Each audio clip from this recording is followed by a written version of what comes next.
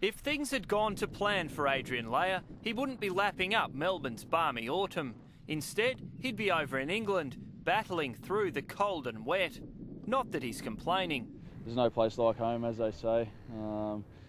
My family live about an hour away in Janjuk, and it's a beautiful part of the world, and I try and get back there a bit and just enjoy being back in Victoria and back in Melbourne.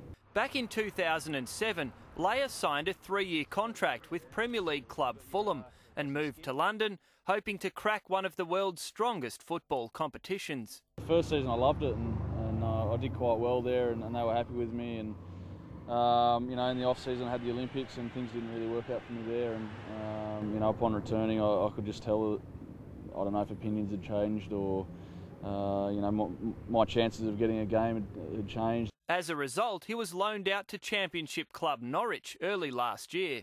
When I moved to Norwich, I think there was a massive dump of snow, and I had to somehow get from my house to Fulham to the club to sign the transfer papers and the loan papers. And me and my brother were out in the driveway digging out the snow and trying to get the car out of the driveway. So it was, it was interesting times. Leijer then headed back to Fulham, only to be frustrated again by a lack of opportunities.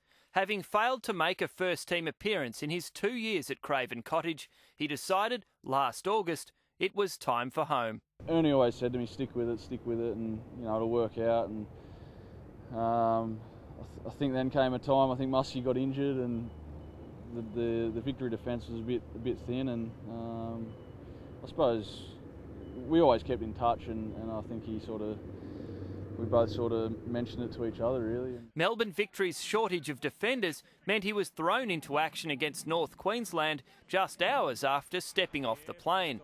And since then, the 23-year-old has been a consistent performer in the Victory's back four. And there it is, it's game over. It's Adrian Leijer with his second of the season. He's come back here, and I think he's played some great football. And he's still very young, and he's still got a lot of learning to do. And I think playing alongside guys like Muskie and Grant Brebner, the older guys, has helped him immensely, and I definitely think he's got a future overseas. But for now, Leijer's focused on Sydney FC.